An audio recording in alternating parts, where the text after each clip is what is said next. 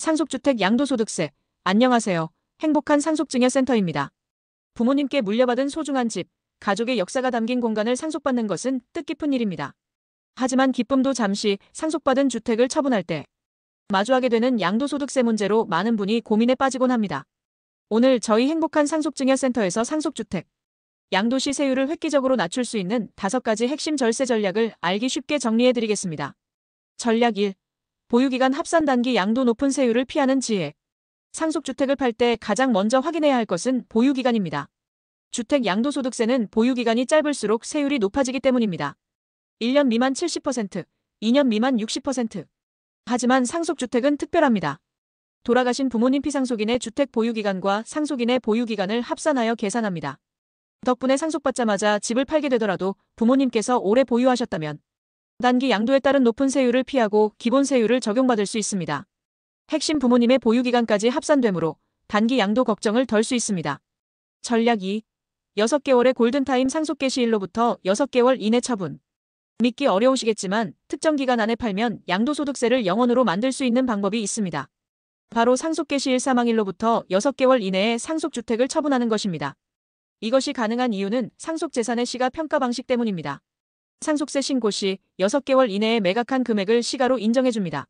즉 양도가액 취득가액이 되므로 양도차익이 발생하지 않아 양도소득세가 0원이 됩니다. 핵심 양도 계획이 확실하다면 상속 개시일로부터 6개월 이내 매각하는 것이 가장 강력한 절세 전략이 될 수 있습니다. 전략 3. 1가구 1주택 비과세 무주택 상속인의 가장 강력한 카드. 원래 집이 없는 무주택자였다면 1가구 1주택 비과세 혜택을 적극적으로 활용해야 합니다. 상속받은 주택 외에 다른 주택이 없는 상태에서 2년 이상 보유 조정 대상 지역의 경우 2년 이상 거주 요건 포함한 후 매각하면 양도가액 12억 원까지는 양도소득세가 전액 비과세됩니다. 핵심 무주택자라면 상속주택을 바로 팔기보다 비과세 요건을 채운 후 파는 것이 유리합니다. 전략 4. 상속주택 비과세 특례 기존 주택 보유자를 위한 특별 규정. 이미 1주택을 보유한 상태에서 집을 상속받아 2주택자가 된 경우 세금 걱정이 가장 크실 텐데요. 이럴 때는 상속주택 비과세 특례 규정을 기억해야 합니다. 핵심은 일반 주택을 먼저 파는 것입니다. 상속주택이 아닌 원래 가지고 있던 일반 주택을 먼저 양도할 때 특정 조건을 만족하면 1가구 1주택으로 간주하여 비과세 혜택을 받을 수 있습니다. 핵심 2주택자가 되었다면 어떤 집을 먼저 팔아야 할지 순서를 정하는 것이 절세의 핵심입니다. 전략 5. 큰 그림 보기 상속공제를 활용한 종합 절세 계획. 마지막으로 양도소득세만 볼 것이 아니라 상속세까지 아우르는 종합적인 시각이 필요합니다. 상속세 신고 시에는 배우자 공제, 자녀 공제 등 다양한 상속공제 항목이 있습니다. 이 상속공제를 최대한 활용하여 상속세를 줄이는 것이 결과적으로 전체적인 세 부담을 최소화하는 길입니다. 상속세와 양도소득세는 서로 연결되어 있으므로 두 세금을 종합적으로 고려한 절세 전략을 세워야 합니다. 핵심 상속세 신고 단계부터 양도 계획까지 고려하여 전체 세금을 최소화하는 전략이 필요합니다.